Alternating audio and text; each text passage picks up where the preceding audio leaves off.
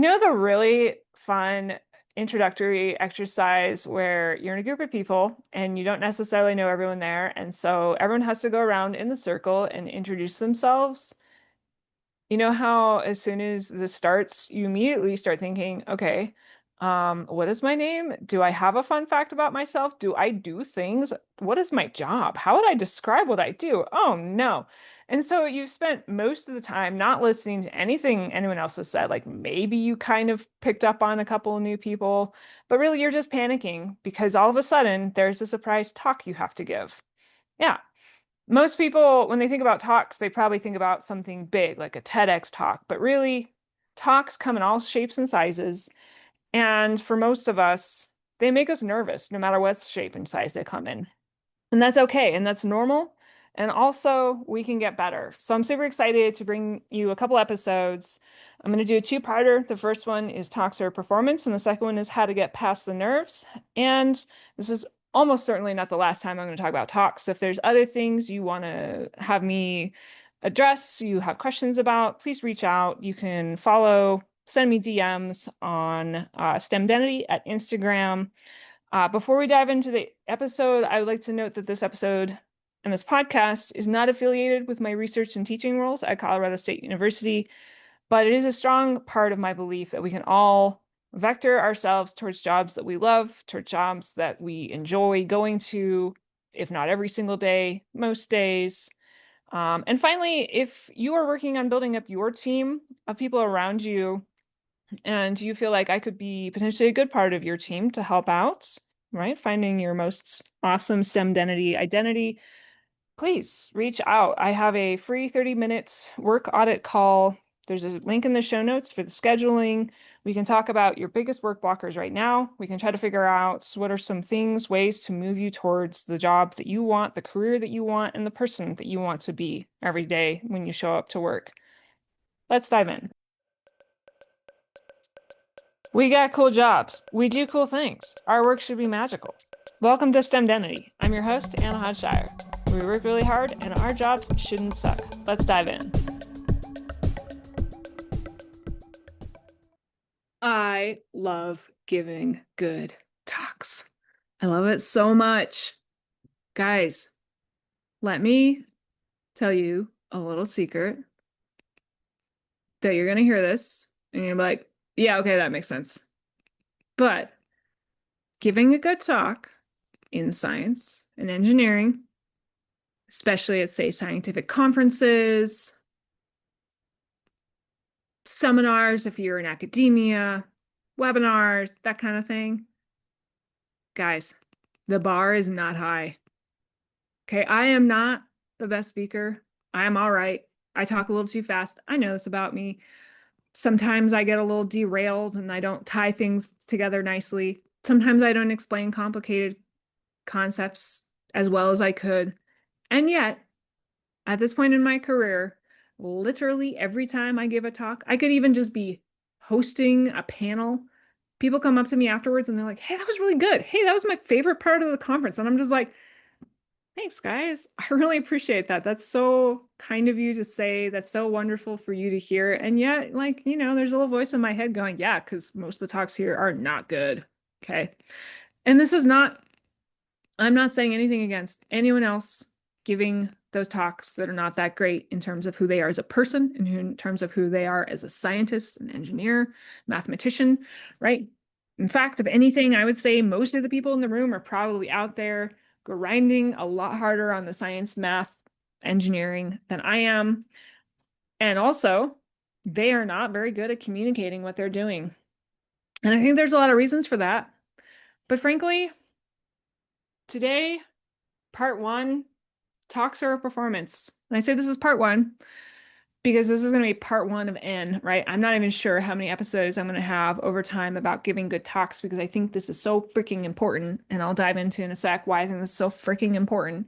But I'm going to do a two-parter right now. So part one, talks are a performance. And part two, how do you get past the nerves, right? Maybe you're like, hey, you know, Anna, I can't even listen to you right now because I cannot, like, every time I start to give a talk, it could be in a meeting, it could be at a conference, it could be just to my boss. I'm just so freaking nervous that like it doesn't matter. I black out and I wake up a few days later and I'm like, oh God, was it over? Am I done? Right. Okay. I hear you. Nerves are a real thing. If you literally cannot listen to me right now, maybe just go to that other episode first, listen to that first, and then come back. You should be pretty complimentary each other. But I'm going to encourage you to stay with me, hang out, listen to me go, listen to the next episode, maybe come back to this one in a bit, right? Lean in, talk Sarah performance. Also, let's say that you're in a position that doesn't require talks. Let's say that you've taken a job where you are not really interacting with that many people. Maybe I'm going to just be really stereotypical for a sec here, so please forgive me, but you have a job that looks like I'm just coding 8 hours a day, and that's what I do.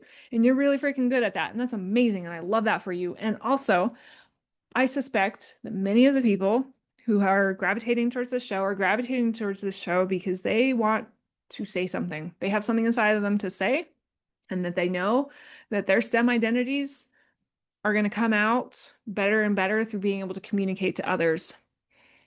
And when I say talks or performance, yeah, it's pretty easy to think, okay, like a scientific academic conference talk, like that maybe you give once a year, or a seminar that you also give once a year. But really, talks are any form of verbal communication, right? When you're trying to pass on more than just the bare minimum of, answers to direct questions, right? You could have that job where you're coding for 8 hours a day, and you still might have that boss or that supervisor who walks by with that other person outside of the company, and that other person is like, what do you do?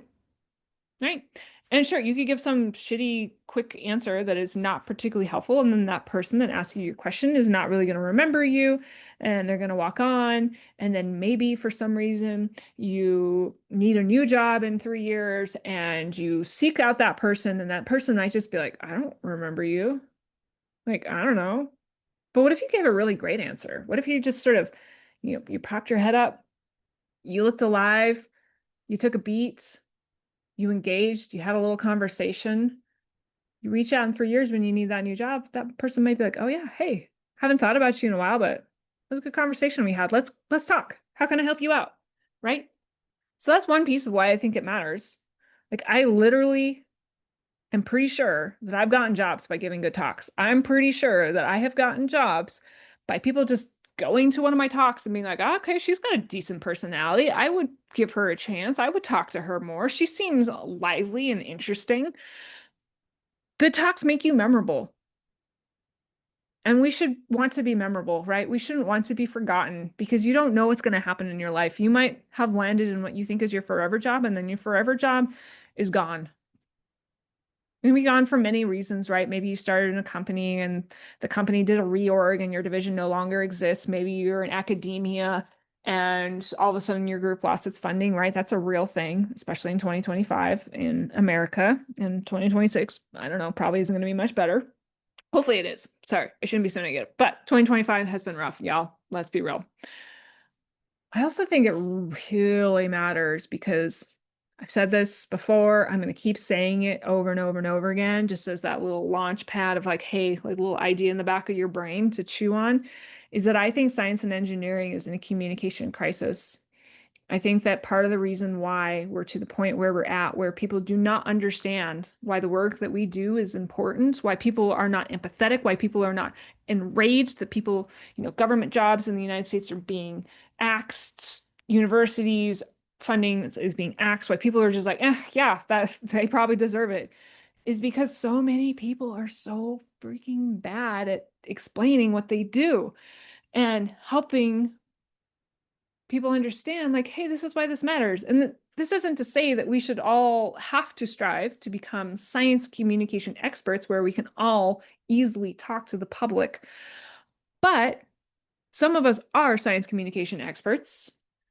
And if we can't even pick up on what you're doing and pass it on, then who can, right? If you literally cannot communicate to me, I'm not a science communication expert per se, but that's something that I'm really passionate about and something I am vectoring myself towards. So let's take me out of the picture. Let's say that you're talking to some awesome science writer at, a journal, and you want to be able to communicate what you do and why it matters. and you literally can't, then I mean, they can't help you that much, right? They can try to write up some stuff, but if you really cannot say what you're doing in an interesting, engaging, and understandable way, then even someone who's even more good at that, how do I make this interesting to a popular audience? How do I make this engaging? How do I make this understandable? They are going to struggle. So I think that giving good talks are a performance, and it really matters because one, it makes you so memorable. It's going to help you out in your career no matter what. And two, we as a whole, as a large community, STEM, engineering, mathematics, technology, etc., are in a communication crisis. And until we can help people understand why the work we do is so valuable on so many levels, on so many dimensions, I don't see things getting dramatically better. Yeah, things are going to kind of oscillate up and down as administrations change and da da da da, but like oscillating up and down is not actually getting better, right? Let's drive towards better. Let's put on our growth mindset towards giving good talks. Talks are a performance. And thus, we can use performance psychology. I have a saying, I don't use it very often, but it's a fun little saying that does pop into my mind occasionally. If it's good enough for Olympic athletes, it's good enough for me, right? You hear people talk about, and some of you are going to be athletes or have been athletes, and you have done some amount of training, and that some of those coaches will have done some of these techniques with you. So you can just pull on those techniques, right? What I'm saying is just going to be a broad overview refresher. You pull on the techniques you love. You are making your frameworks for you. But Olympic athletes and other high performing athletes often have some sort of visualization component, right? You might be watching, say, the Olympics, and the camera's panning around and it pans in onto people before they go out to perform, right? They haven't done their performance yet. And quite often they'll be doing something. And that something isn't, just like hanging out, scrolling Instagram. That something isn't chilling, joking with their teammates. Sometimes it is, right? But very often they'll be zoned in, they'll be focused in. Maybe their eyes are closed, maybe they're moving a little bit, maybe they're kind of bouncing, right? And they're going through some sort of five senses visualization of their performance. And this is something that I think we can all do. So imagine the things you perform in. Okay, what do I mean by that? You may have things that you do that are very easily identifiable as a performance. For example, I do a lot of music on the side. I've been in a lot of bands. I've played a lot of live shows.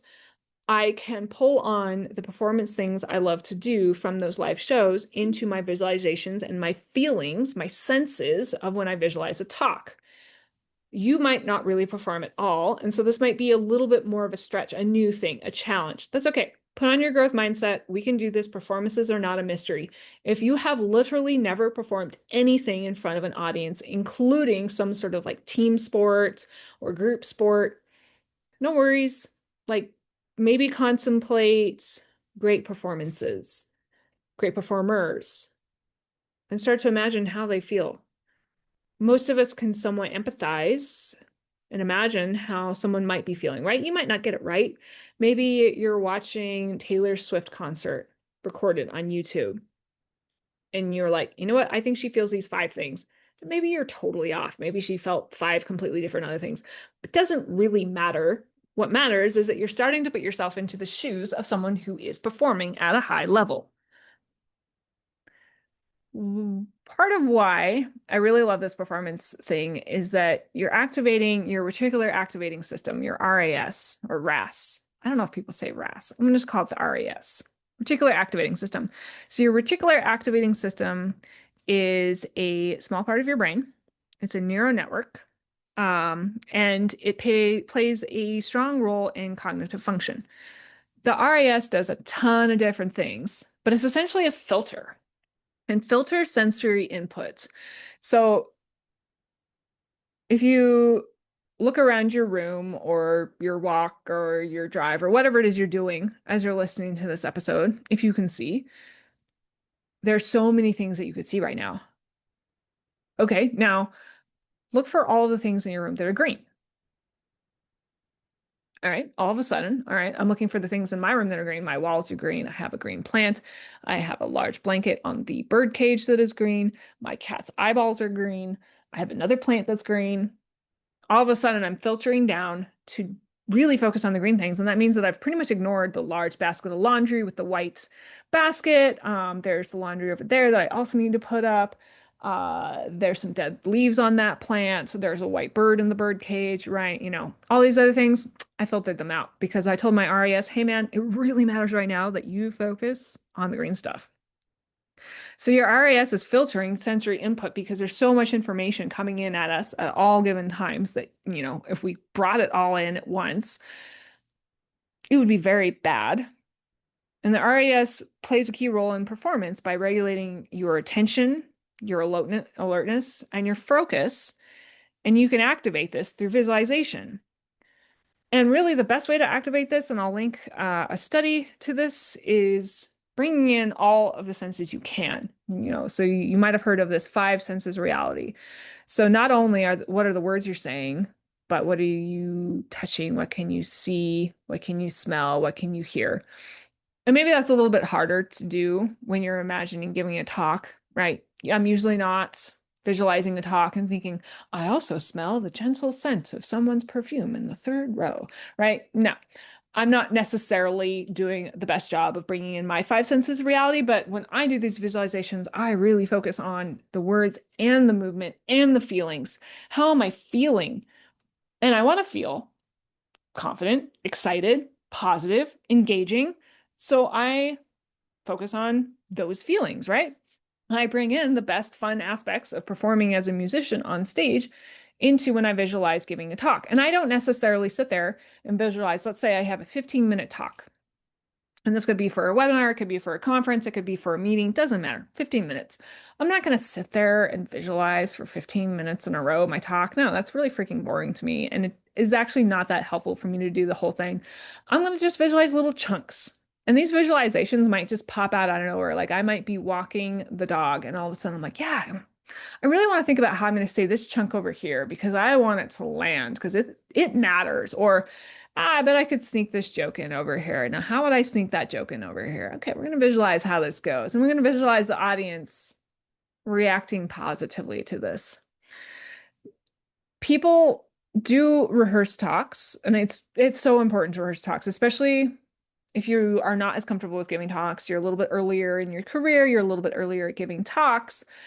People tend to practice giving the talks, right? And that's great. That's super important for me. I've noticed that I've gotten to the point where I can usually dive in to especially kind of longer, less formal talks without any practice. But even now, if I'm giving a more formal talk to a large audience that is a specific set amount of time, I usually practice it at least once because the first time I'm practicing, I might say just weird verbal garbage for a minute. And in fact, when I first started this podcast, I had to restart the intro 2 or 3 times every single time because I would just do that weird verbal garbage thing. I'm now to the point where I'm like, okay, I'm a little bit more comfortable.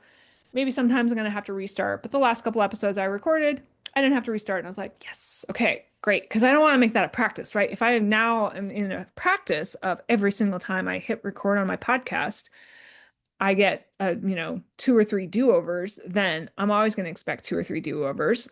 And that's going to bite me in the long run, right? Let's say that someone invites me to be on stage as STEM identity, and I'm like, oh, let's go. And then, I get up there, and then my brain's like, oh, well, your RAS has practiced and knows that you get to mess up 2 or 3 times. So that's what we're going to expect. And that's what we're going to do. That's what we're going to filter for. Yeah, I'm not going to have the best start out the gate there. So people rehearse on their words, and that's great. People tend to also over-rehearse on their words, and then their talks come out really robotic. Okay, this is another performance aspect. I'm super excited to tell you guys. Guys, listen to me. Am I talking to you in this like very boring kind of monotone, just going along, and you're like, oh, this is a nice podcast. I could definitely listen to this as I fall asleep at night and completely ignore all the words coming out of Anna's mouth because whatever she's saying is not that important. No! I'm like, hey, pay attention to me. I know that you are driving your car, or you are walking your dog, or you are washing the dishes, or whatever else that people do when they listen to podcasts. I do not listen to a podcast and do nothing else. That's insanity to me, right? Most of us are doing something else So I'm letting you kind of zone out occasionally because, yeah, you're going to zone out, pay attention to something else, start thinking about this, start thinking about your to-do list. But by being very dynamic in my speech, hopefully I bring you back a lot, right? That was a very long, uncomfortable pause that hopefully didn't get edited out. Hint to my editor, don't edit that out. Right? When I gave that long, uncomfortable pause, you probably had a quick moment. You're like, oh, did my podcast freeze? Like what happened? Right? Like it snapped your attention back in. Most of us love music. I certainly do. Most of us listen to music that have some sort of dynamic in them, right? It's not just this kind of steady thing that goes along. And yeah, I mean, there's some like whatever chill wave or whatever you want to call it that kind of does tend to just sort of float along at the same pace, the same volume, the same movement the whole time. And that has its place in time. And that place in time, it can be soothing, it can be helping you fall asleep. I am not intending this podcast to be the one that you fall asleep to, right? I am intending for you to actually get something out of this that is exciting for you. And therefore, I'm a fun song. I'm an exciting song. I get loud. I get quiet. I bring it up. I bring it down, right? And I love doing this when I give talks. I love it so much. Y'all, it's so fun to be dynamic when you speak because it's so boring to just stand there and be like, now, as you can see on this slide, this figure shows that on the x-axis we have kilograms per hour, but on the y-axis we have percent. And the curves are, right? Blah. No, thank you. I'm good. I'll pass. So visualize being dynamic. Don't just say the words in your brain, visualize them dynamically. If you're practicing out loud, practice dynamically. I actually really hate practicing dynamically out loud. I feel, I don't know, silly. It's gotten better. It's not so much of a problem anymore, but it used to just be like, oh, drove me crazy. So frankly, I would just turn on a song in the background. And it would be a different song every time, so I wouldn't be like weirdly trained to only be able to give a good talk when, I don't know. My last song of the day was Midnight City by M83. So, well, I can give a good talk when Midnight City is not pumping in the background, guys. Do something that helps you feel a little more comfortable if you're kind of uncomfortable when you're practicing, especially out loud.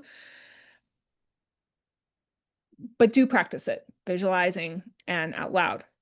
Another thing I love in talks that I both visualize and that I'll do a little bit physically is movements.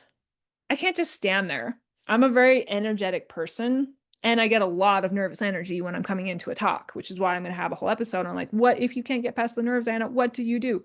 We're going to talk about it. Next episode, I promise. Or you already listened to it and now you come back and you already know. You're like, okay, I have some tools. I'm going to practice them. It's going to be okay. That nervous energy can go into bouncing, playing with a pen, doing something weird, tapping your foot, right? You've seen those talks. Some of us have given those talks. I've given those talks. And it's a little distracting, right? In not a positive way, right? I think there's a certain amount of, you can kind of be moving around your space and drawing people in, or you can be moving very concisely in your space in this weird outbursty kind of way that just sort of distracts the audience and makes it a little bit uncomfortable. They're like, oh, I can tell that you're nervous and this is making me feel a little nervous. And I don't know, I'm a little uncomfortable. I'm not super into this. Well, what do I do? Can't wait for this to be over, right? So when I'm moving, I try to make it outward. I try to make it towards the audience to pull them in rather than just sort of letting things kind of burst out sporadically. So I love it when I can talk around. I freaking hate it when I have a talk that's at a podium with a built-in mic and I have to use the mic because I don't know, I'm a pretty loud person when I want to be, and I'm usually like, I can probably be loud enough for this room, but sometimes I'm in a room that's large enough that, yeah, truly, I probably do need the mic. Plus that, and when the slides are really far away, when I have to have slides, which is often because often I'm giving talks at more conferencey type settings. All right, those talks are literally my least favorite because the slides are all the way over there. So it's really hard for me to point to the things on the slide physically, bringing the reader, sorry, the listener in physically onto what I'm doing. And I'm stuck at the podium. So in this instances, I often will talk with my hands and I'm still moving and I'm still trying to engage, but I have to be a little more muted. And sometimes I end up sort of doing a podium slouch, honestly, because I'm just like, you're not giving me anything to do, so I'm stuck here. My favorite talks are when I can move about my full space and I can point to the slides like physically because they're at some level that I can reach to start to bring people both into, okay, what am I actually talking about on the slide? Here's this sort of 3D experience. I'm moving around. Now, I might move too much for some people, right? Some people might find this distracting as well. Everyone has their own style. And I'm still honing mine and I'm still trying to figure out, okay, what's the best way of getting like a really solid talk? But I have been getting, as I say, positive feedback pretty consistently for the last 5 or so years on my talks. I'm like, all right, enough people are not annoyed by what I'm doing that it's crushing it. So visualize your talk as a performance. Have fun. You're not here to be like, here's my incredibly cool science that I did, and it took me 2 years to get here, but I'm going to tell it to you in a really boring way so that you don't care. I'll be honest.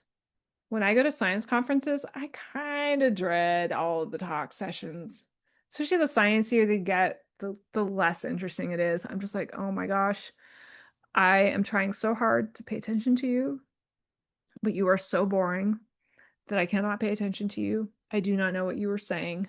I do not know what your study showed. Your slides are garbage and I cannot read them. The font is too small. That's a whole other thing. Y'all, slides, oof. So many people do slides poorly. I don't do the best slides. I make up for it by being an engaging speaker and try to be clear and concise and dynamic. But, there's some basics, right? Make your slide font large enough to read from a distance. It's not that hard, including all of your figures. This really is not that hard. We can all do it. We can achieve. Again, as I started at the beginning, the bar is not high. If we can show up with some pretty decent slides and some pretty decent energy, people are going to remember you. People are going to come up to you afterwards and be like, hey, that was a good talk. Thank you for that talk. I enjoyed that. That was cool. I'm so and so. I work at this company. Whatever.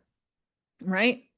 So visualize and rehearse while you're giving the talk. Okay, we've gone past the nerves because we listened to the episode. We're like, cool, I got past the nerves. Have fun. This is a performance. Do the top performers look like they're freaking miserable out there? Does Taylor Swift look like she's just, having an awful time on stage? I'm not really a Swiftie, but she just keeps popping into mind, so it's fine. Taylor Swift it is, right? Does she look miserable when she's performing? No, she looks like she's having a blast. And you might not be having a blast, but have a little bit of fun. People can tell when you start to have fun. People can tell when you start to relax. I train grad students and I watch them when they're giving talks and I'm giving them a lot of feedback. And I'm sure they don't love it because I give a lot of, I'm sort of like, here's the good things. And then a long list of here's the things you could work on, right? I'm sure it's a little stressful for them, and I hope they're using techniques to help them feel calm and resourced in the moment when they're reading through their feedback afterwards. And I'm writing it, I'm not giving it verbally because I feel like writing and reading is a little more detached, a little more easy to handle some negative feedback when you have a little bit of space and time. But I can always tell. I can always tell if they can relax in, like when they hit that groove. I do the same thing, right? I still get a little nervous when I'm giving talks sometimes. It still usually takes me a minute or two to really hit my flow, lock in, feel good. Occasionally I give a talk like from the beginning, I'm like, yeah, I got this. But usually it takes a moment, right? And maybe most people aren't really noticing this because they're not necessarily thinking about it, but that's because maybe they've zoned out because it's like, oh, this talk is not great. Or you're good enough that people can't really tell, right? Okay, so you've given the talk, you've had fun. After the talk, do a quick postmortem, right? Quickly note, hey, what could improve about that? Yeah, all right. Usually the feedback I give myself after I give a talk is, you still talked a little too fast, Anna. You could have slowed that down a little bit. I don't know. No one's ever been like, you talk too fast. Well, sorry, I take that back. No one recently at the places I have been giving talks have told me that I talk too fast. And also, my dear darling mother, who I do truly love, when she sees me gives talks, always tells me I talk too fast. So, here we are. I've seen faster talkers. I'm not the worst. I'm not the best. It's all good. So you know what you could improve on, but really try to revisit the good more than any negative things that happened, right? Maybe you stuttered a little bit. I stutter all the time. I forget how to say words all the time. I'm like, yeah, you know what word I'm going for, audience, right? Honestly, you can turn those moments into just to a moment of like I'm a human, you're a human. Let's have a quick smile about the fact that I completely forgot how to say the word communicate, and we're all going to move on. It's all good, right? Drop it. Doesn't frickin' matter. Try to revisit the good more than the negative. Right? What went well? Did you feel like you had fun? Were you moving around your space? Did you notice that people were smiling? Did you get positive feedback afterwards that you weren't expecting? Right? Did you get someone that you don't even know coming up to you and saying, that was a really good talk? Ugh, cling to those moments. Let your RAS, your reticular activating system, say, look at all these good things that happened during that talk. Look at all the ways that I used my dynamics and I had fun and I smiled and people smiled back at me and people were paying attention. And I think that person over there in the corner that was clearly doing email for the last 3 talks, they actually looked up from their computer. That's a win, guys, right? Focus on what happened that went well after your talk. So let's learn and move your feet. Okay, I gave you, like here's the blueprint. Visualizing your talk as a performance. During your talk, have fun, perform. And after your talk, just like, hey, what could I improve on? Great. What went well? Yeah. What went well? Let's dig in. But for your learn and move your feet, I'm going to encourage you to do one visualization practice this week. Think about what's coming up for you over the next couple weeks or months, say, and you might have a talk scheduled. You might have a meeting scheduled. You might know that you have to give 2 slides in, the stand-up meeting next Thursday, whatever. I don't care. As long as it's something that you have to talk out loud with your mouth to at least one other human being, visualize it. Visualize it going well. Don't visualize the crappy stuff, right? If your brain starts to try to be like, oh, these bad things are going to happen. I'm going to talk about this in the next episode about, what if you can't get past the nerves? But, if your brain's like, oh, this bad thing's going to happen, be like, nope, no brain. Try to snap yourself out of it, restart, walk away, come back to the visualization later, whatever you need to do to get that positive visualization into your system, get your reticular activating system filtering to, yeah, I'm good at giving talks. I can do this. Do your visualization practice this week. See how it goes. Try to start to incorporate, right? And I say, learn and move your feet. And then I'm like, do this thing this week. Really, what I'm saying is do this thing, see if you start to get a little bit of positive oomph out of it. And hopefully, ideally, it went well enough, you're enjoying it well enough that you start to do it more often, right? Not just for 1 week and then never, ever again. I always visualize components of my talk. I gave a talk for the systems engineering department at Colorado State University a couple months ago, and it was a talk kind of outside of my wheelhouse. And I had a bunch of stretches in it. I was like, I'm going to stretch on this thing. I'm literally going to sing a little song. Actually, I ended up singing 2 little songs. I'm going to be so dynamic and interesting. Like, I was like all in on this talk. I'm like, ugh, this talk is going to be baller, guys. And I visualized tons of chunks of it. I mentally rehearsed tons of chunks of it.